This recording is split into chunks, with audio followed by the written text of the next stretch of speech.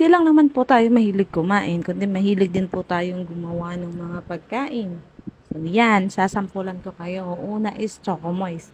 Marunong po tayong gumawa niyan. So, pag gumagawa po kayo ng Chocomoist, ang pinaka-importanting tandaan po is magamit natin yung talagang magandang brand ng kokwa para malambot at hindi magaspang yung kanyang lasa.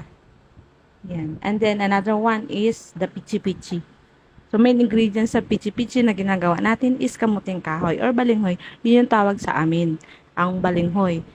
Gagawin mo lang is i-grate mo lang yung balinghoy or yung kamuting kahoy, and then hindi ko na siya pinipigaan kasi okay naman, wala namang mapait na lasa kaya hindi na.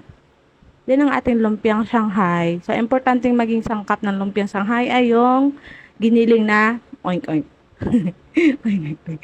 And then yun, carrots. Tapos if may singkamas yun, masarap siya ilagay. And also, we have the banana muffins. So, sa banana muffins, kahit anong brand, kahit ano namang uri ng saging pwede. Kung ano yung available sa bahay nyo, yun ang gawin nyo. Huwag na kayong magpakahirap ng hanap-hanap ng mga ibang mga ingredients. So, kung ano yung available sa mga bahay nyo, yun na yung gamitin nyo. And then, maliban sa pichi-pichi, masarap gawin ang kasaba cake. Isa yun sa mga paborito kong gawin. Kaya, kapag may available na balinghoy talaga is gumagawa talaga ng kasaba cake. So, nung nagmamarket ako ng ganitong food, ito ang pinakamabilis sa akin. Kasi syempre, masarap magluto ang inyong lingkod. So, lahat yan gawa ko. Yan, i-bake lang natin siya ng 180 degrees, then another 20 minutes para maging ganito na yung kanyang mukha or yung kanyang itsura. Kasi mas masarap kainin ng kasaba cake kapag medyo sunog-sunog ang kanyang custard. See? Yan, tingnan nyo yung pagkahiwa, ang sarap, diba? So, kung marunong kayong kumain, dapat marunong din kayong magluto. Huwag puro kain lang at hindi marunong magluto. So, magluto ka din. Another one is itong ating rice cake. Sige, rice cake na lang yung gawin nating code sa kanya kasi bawal banggitin kung ano ang tawag sa kanya. Ayan, syempre, all-purpose flour para masarap. Huwag yung mga ordinary flour. All-purpose talaga ang gamitin. Yan, naglalagay ako ng mga designs lalo pag mga bata ang may birthday or ang nag-order sa akin. Nung ginagawa ko ng design, 'di ba? Ang gaganda. Yung nakakaaliw siyang tingnan. Pero ang pinaka-usual na design is meron yung pinakauna. Nag-invento din ako niyan gamit ang malunggay leaves. So nilagyan ko ng flavor na malunggay leaves.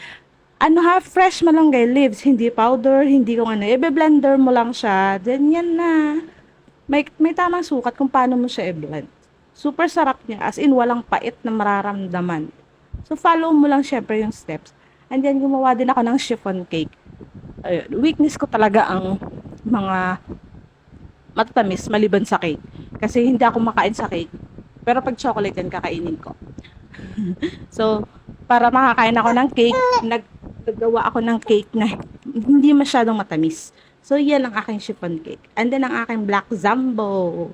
Inimbento ko lang din yan. Nakita ko ang recipe sa internet. So, trinay kong gawin. And so far, so good. Na perfect ko naman in first try. So, nag-market din tayo niyan before. Nung masipag pa ako magluto.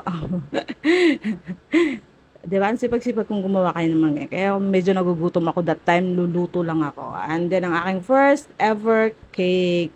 So, may nag-order agad sa akin ng Spider-Man and Batman themed cake. Ay, ang lola niyo, pakatapang. Sige, receive.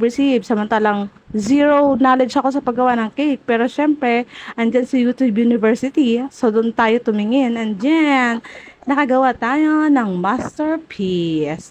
Diba? At habang nag-voice over ako, may tumating na blessing na naman. May binigay na naman ang aking friendly neighborhood na pansit. So, diba? Hindi lang kayo magugutom sa mga pinag-voice over ko, kundi ako din. Kaya yan, sobra naman ang gutom. So, sana natuwa kayo sa aking mga videos. So, mag-share lang kayo ng aking mga video para mas tumami pa ang ating